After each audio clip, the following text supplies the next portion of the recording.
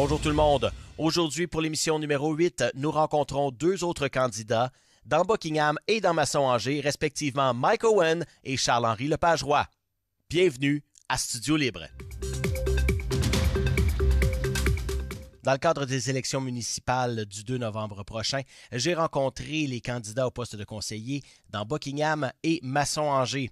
Ils auront 13 minutes à plus ou moins 1 minute pour nous parler de leur top 3 des dossiers prioritaires pour leur district et également répondre à quelques questions spécifiques.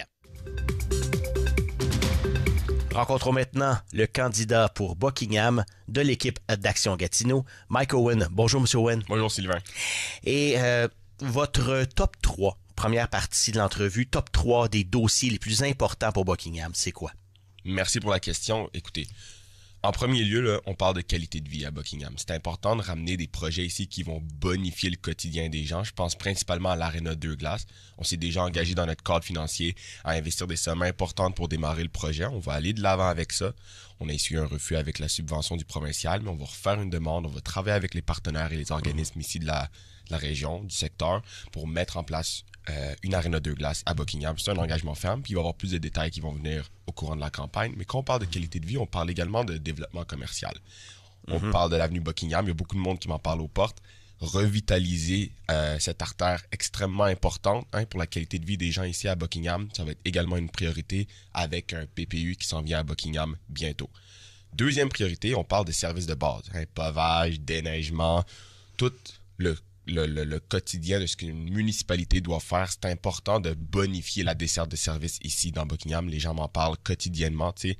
C'est un petit détail auquel on pense pas, mais avoir des bancs sur les pistes cyclables pour nos aînés qui veulent s'arrêter, marcher, entretenir nos trottoirs pour les gens avec leurs poussettes. Il y a des détails comme ça qu'une municipalité doit prendre en compte, puis je m'engage à travailler là-dessus avec les services de la ville pour amener ça ici dans le district. Puis finalement, une voix forte pour Buckingham.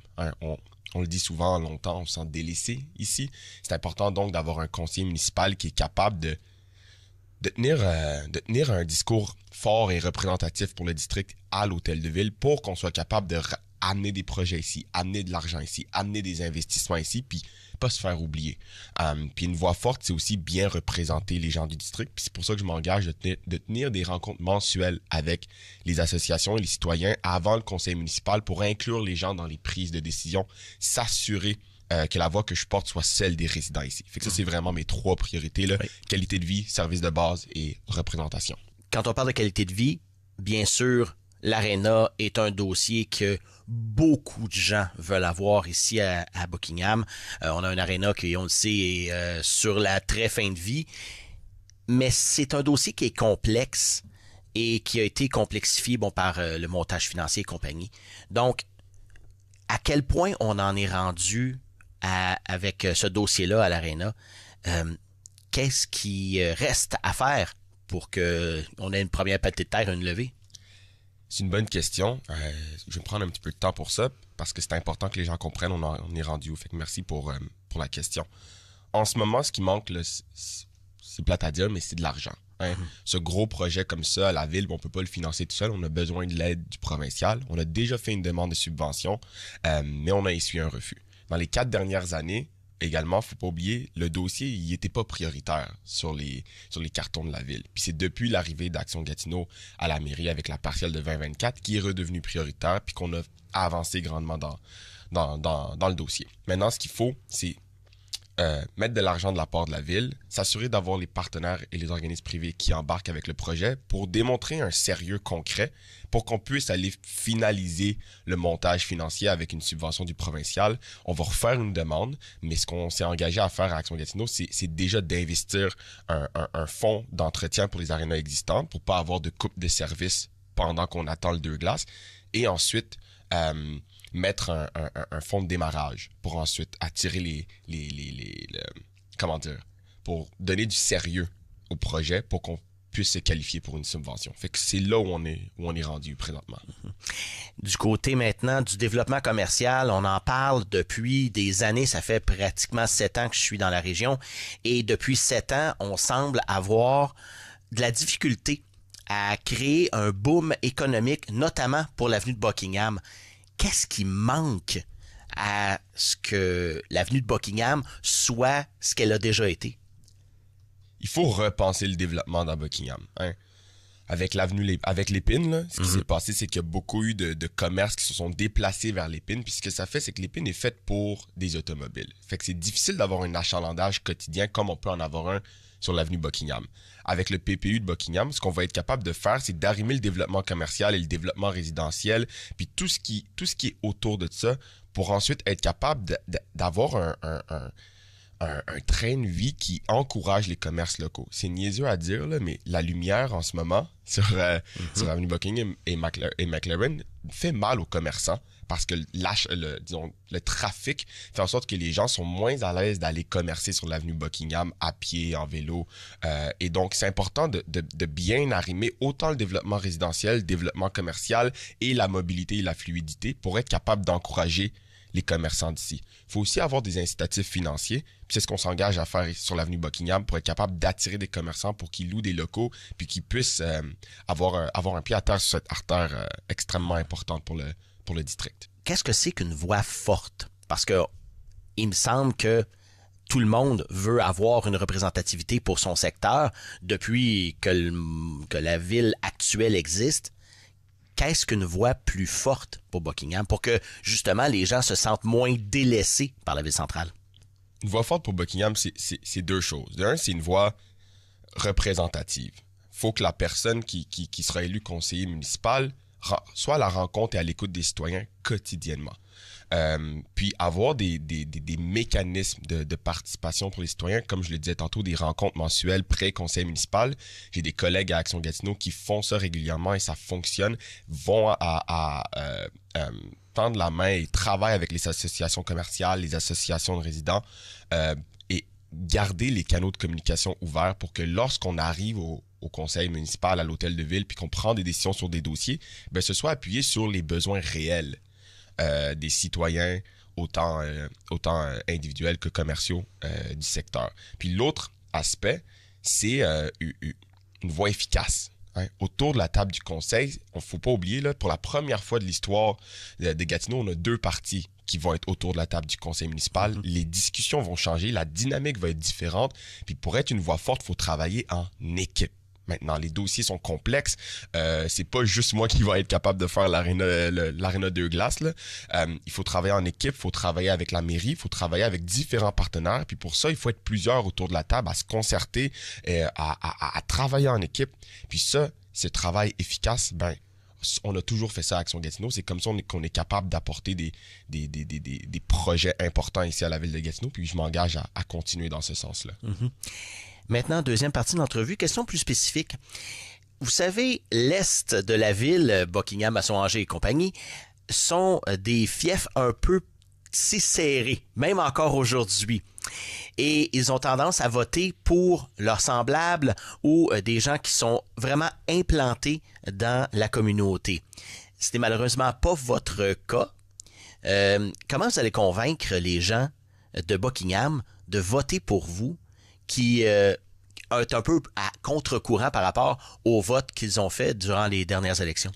Eh bien, je prends le moment ici pour prendre un engagement extrêmement ferme. Moi, je m'engage à venir m'installer, à résider à Buckingham.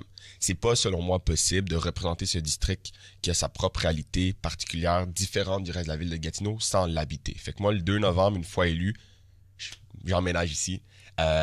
Puis je m'installe ici pour être capable d'être une voix, comme je le disais tantôt, forte, représentative, honnête du district de Buckingham. Et puis, votre parcours est quand même assez intéressant du côté d'Action Gatineau. Vous en êtes le directeur général. Exact. Comment vous êtes venu à devenir directeur général d'Action Gatineau? C'est une bonne question.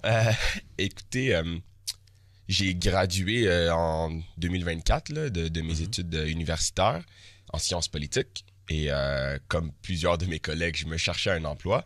Puis de fil en aiguille, écoutez, moi j'ai grandi à Gatineau, j'ai eu la chance de bâtir un réseau et le poste était ouvert à Action Gatineau, puis j'ai déposé ma candidature en me disant pas possible qu'ils prennent un jeune gars de 25 ans pour ce poste-là, mais ils m'ont fait confiance, ils ont regardé mon parcours, ils ont dit que c'était intéressant, que j'ai de l'expérience en organisation de projets, en représentation, en organisation d'assemblées, en organisation d'événements, puis ils sont allés de l'avant avec ma candidature, puis dans la dernière année, écoutez, j'ai participé à la partielle 2024, j'ai participé à organiser et à rédiger le programme d'Action Gatineau qui s'est fait en consultation de 200 personnes à travers la ville de Gatineau. Ça, c'était tout un projet consultatif où on a réuni pas des membres du parti, mais bel et bien des citoyens de la ville qui n'ont pas leur carte de membre pour récolter des propositions avant d'amener ça en congrès, également organisé par moi et mon équipe pour ensuite avoir l'aval des membres. Donc, ça a été une année assez chargée. Là. Il y a aussi des investitures, donc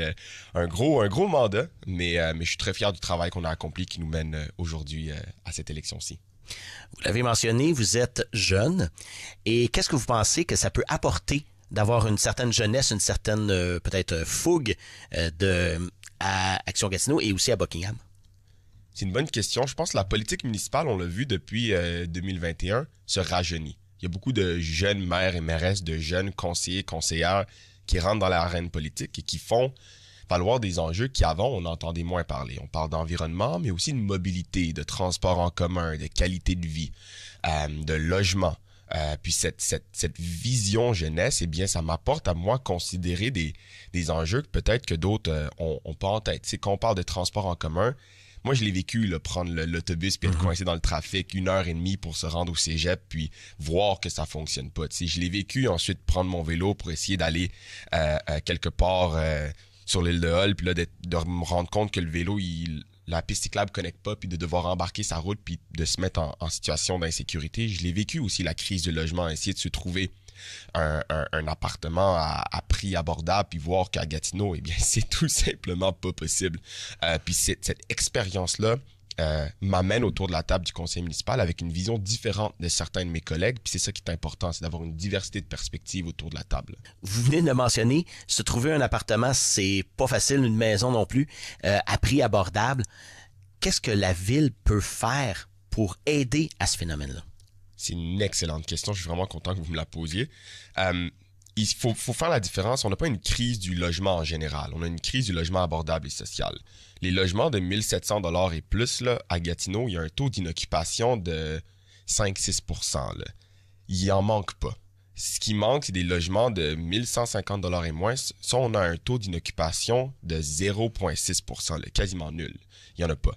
Puis c'est ça la difficulté. Fait qu'il faut, en tant que ville, aider à démarrer des projets de logement abordable et social en travaillant avec les promoteurs, en travaillant avec le gouvernement provincial, puis en mettant les investissements nécessaires pour que ça se construise, puis aussi simplifier la réglementation. Là. En ce moment, ça peut être compliqué pour un promoteur qui veut construire du logement abordable et social de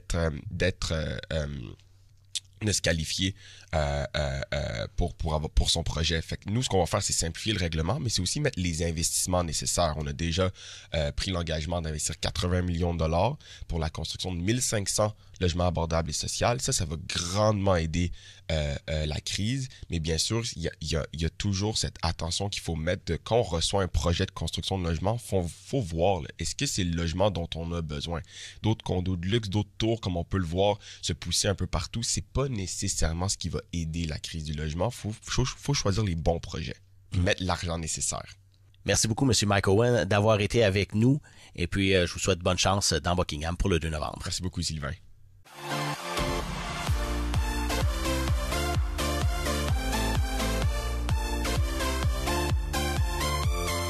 TVC Basse-Lièvre, la télé qui nous rassemble.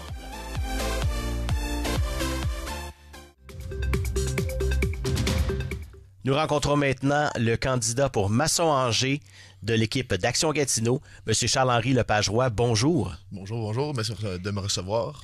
Oui, eh bien, c'est comme avec tous les autres, la première partie de l'entrevue consacrée à vos dossiers prioritaires pour Masson-Angers, le top 3. Pour moi, le top 3, ça va vraiment commencer par le développement de quartier complet. Fait que Action Gatineau, on a annoncé 1500 logements sur les prochains 4 ans. Moi, je veux m'assurer que Masson-Angers ait sa part du gâteau. Puis que ces quartiers-là soient vraiment complets avec des écoles à proximité, des voyons, des équipements communautaires, des centres communautaires, des parcs, tout ça. Vraiment que ce quartier-là, ça rend complet. Oui. J'ai aussi, pour moi, une priorité, des mesures de sécurité routière. Récemment, on a réduit les paramètres pour que plus de rues soient éligibles à des mesures de sécurité comme des dos down ou des photoradars. Fait que moi, je vais continuer vers cette direction-là. Je peux plugger en même temps. On a le Rapibus qui s'en vient maintenant près de l'aéroport. Ce qui va vraiment aider avec le décongestionner le trafic parce que tous les gens de Masson-Angers vont pouvoir avoir un énorme parking. Ils vont pouvoir se parker là puis utiliser le Rapibus qui devrait vraiment aider à décongestionner et améliorer le transport en commun. Puis je pense que ma troisième priorité, ça devrait être de moderniser les infrastructures en général, que ce soit l'eau, on parle d'entretenir les trottoirs, les rues, vraiment faire sûr qu'on soit le plus moderne et le plus beau possible à ça. Pour le développement de quartier, on voit, il y a vraiment deux types de développement. Il y a Masson et il y a Angers. Et ça ne développe peut-être pas de la même manière. Comment est-ce qu'on va amener une certaine symbiose et puis monter ça pour que ce soit une vie de quartier agréable pour les jeunes maçons? On va évaluer tout d'abord les quartiers qui sont plus prioritaires ou est-ce qu'ils ont plus besoin d'expansion.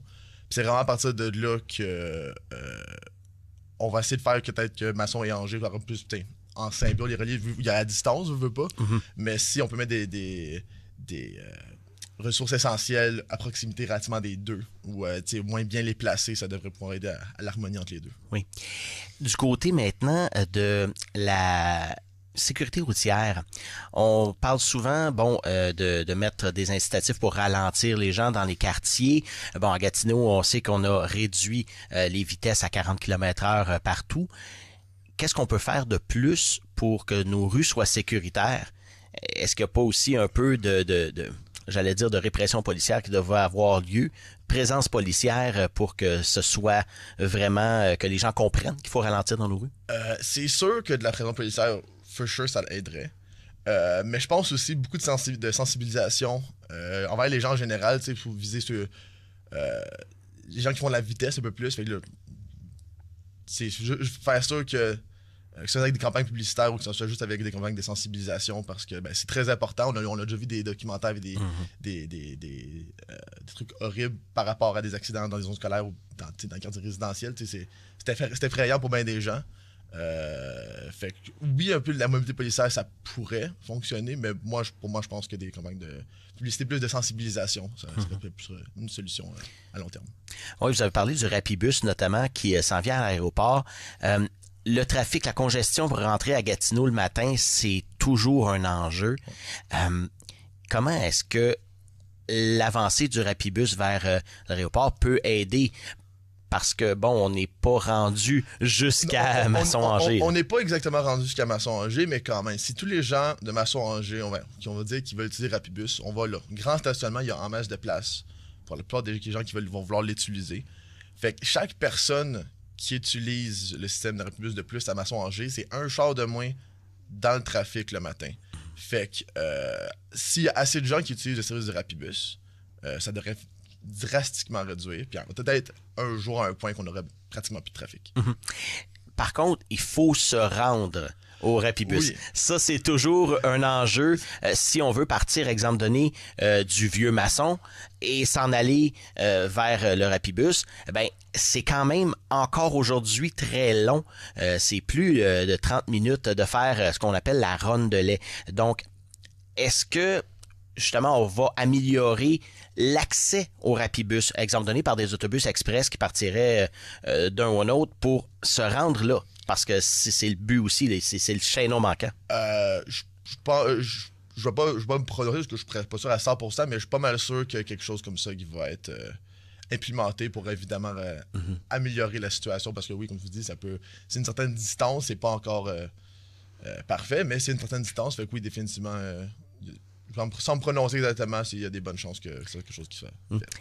Et maintenant, du côté d'entretien des structures, d'entretien des bâtisses, des trottoirs, on voit qu'il y a une certaine, j'allais pas dire laisser aller, mais c'est qu'à un moment donné, il y a des infrastructures qui s'en viennent vieillissantes. On parle à certains trottoirs, là, dans certains quartiers du Vieux-Maçon notamment. Comment est-ce qu'on fait pour ramener des investissements puis que la ville dise oui, il faut mettre ça en priorité parmi toutes les autres priorités qu'il y a dans une ville? Ben, je pense que un avantage que j'ai, c'est que je fais partie d'un parti politique, je fais partie d'une équipe, j'ai des gens d'expérience, puis je faire partie de cette équipe-là, justement, avec une voix forte comme la mienne, je vais pouvoir s'assurer que ce projet-là soit fait à Masson-Angers. Ça fait longtemps que ça traîne. Puis il est temps que quelqu'un qui fait ça avancer de l'avant.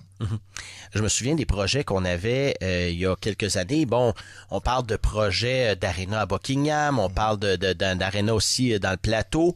On a une aréna qui est vieillissante. On parlait aussi des infrastructures, ça en fait partie. Qu'est-ce qu'il y a comme plan pour justement entretenir ces bâtisses-là qui vont demander soit beaucoup de rénovation ou un entretien vraiment coûteux ou carrément une démolition et une reconstruction? Ben, écoute, définitivement, on veut entretenir pendant ce moment le Douglas Street Park. Ça prend encore du temps, mais on va vouloir entretenir ces glaces-là. Moi, je veux servir un peu comme une extension de la voie Masson-Angers. Fait que si Masson-Angers me dit, hey, cette glace-là, ça fait un bout qu'elle a fait dur, on a envie de la rénover. Ben, parfait, je vais aller me battre corps et âme pour aller faire ça. Moi, je veux vraiment représenter les citoyens autant que possible. Oui.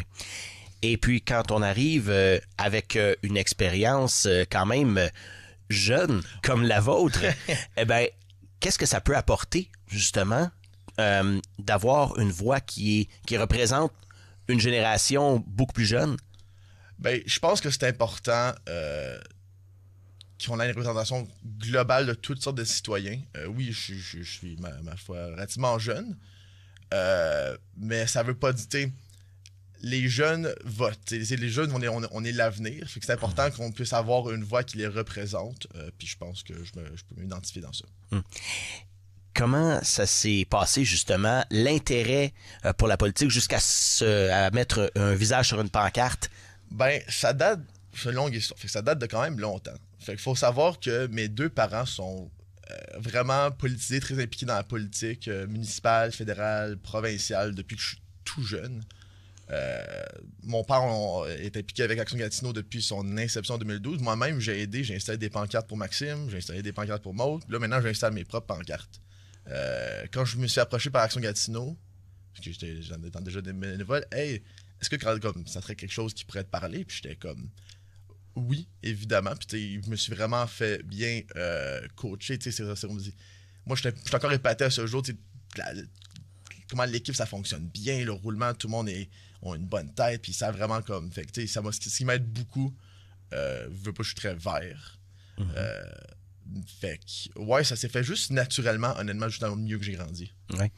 Et justement, là, quand on embarque dans un rôle de conseiller, eh ben, c'est beaucoup d'heures, beaucoup de...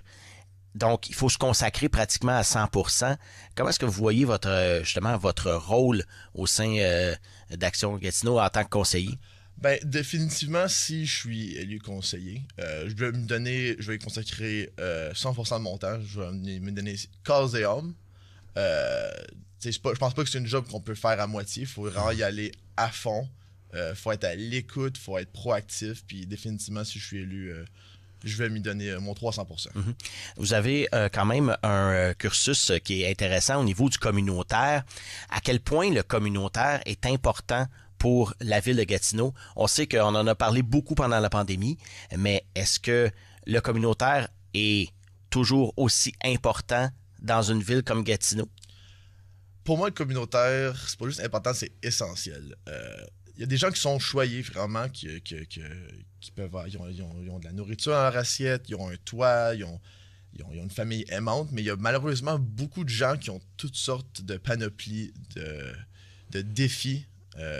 Puis je pense que les organismes communautaires, c'est une ressource importante qu'il faut investir parce que pour dans le but qu'éventuellement, tu sais, le but essentiel, c'est qu'on n'en ait pas besoin, mais malheureusement, c'est un besoin, puis il faut les encourager, faut les supporter, faire du bénévolat, c'est quelque chose de vraiment, vraiment, vraiment important pour moi. Et comment la ville va s'engager justement à soutenir ces organismes communautaires-là, qui, on sait, pour la plupart, ont de la difficulté. Le financement est difficile, donc et les besoins sont très, très grands. On pense seulement aux banques alimentaires. Oui, définitivement. Je peux pas parler au nom de tout Action Gatineau, mais je peux parler pour moi. Moi, je vais me battre corps et âme pour que si on peut augmenter des subventions, si on peut aider autant les organismes communautaires autant que possible. Je suis convaincu que Action Gatineau aussi sont de ce côté-là avec moi. Mais définitivement, c'est un problème que moi, je veux y aller à fond dedans. Et du côté de Masson-Angers, on parlait de projet. Je me souviens, le dernier projet d'envergure, détrompez-moi si je me trompe, c'est la piscine du Jack Yami qui a été réalisée il y a 5 ans. Et les gens, on en a parlé, c'est un consensus assez généralisé que l'Est se sent délaissé par rapport à la ville centrale ou même par rapport à l'Ouest, Elmer et compagnie. Donc, comment est-ce qu'on fait pour changer cette mentalité-là et dire aux gens, oui, vous avez une voix à l'hôtel de ville et vous êtes compris? Moi, je vais me répéter un petit peu, mais moi, l'avantage que j'ai, c'est que je suis parti d'une équipe. On est une voix unie, on est une voix forte, on est soudés ensemble. Fait que, faisant partie d'une équipe, je vais pouvoir avoir une voix vraiment forte que je sais qu'il va se faire écouter au sein de mon parti par rapport à Masson-Angers. Fait que définitivement, je vais faire sûr que Masson-Angers ait sa juste part du gâteau, sa juste part, que ce soit à tous les niveaux municipaux. C'est une course qui va se déterminer le 2 novembre. Et comment vous entrevoyez le vote pour le 2 novembre? Moi, je pense que la démocratie va parler. On a une dynamique un peu différente des dernières années, surtout à Masson-Angers. Là, en ce moment, on a le choix entre 2 partis politiques, ce qui est la première fois. Fait que je pense que ça va peut-être changer un peu la dynamique des gens. Mais on va voir comment ça se passe. Moi, je vais laisser. On va voir, la démocratie va parler. Eh bien, je vous souhaite une très bonne élection. Merci beaucoup. Bonne journée. Merci beaucoup d'avoir été des nôtres pour cette édition numéro 8 de Studio Libre, dédiée encore une fois aux élections municipales du 2 novembre prochain. J'aimerais remercier mes invités d'aujourd'hui de l'équipe Action Gatineau, les 2 candidats au poste de conseiller, soit dans Buckingham et Masson-Angers, M. Mike Owen et M. Charles-Henri Lepage-Roy. Je vous rappelle que nos émissions sont disponibles sur notre chaîne YouTube et nous avons également notre groupe de discussion Facebook auquel vous pouvez vous abonner, TVC Basse-Lièvre, entre parenthèses, officiel. Et moi, il ne me reste qu'à vous dire bonne journée et on se revoit pour un autre Studio Libre.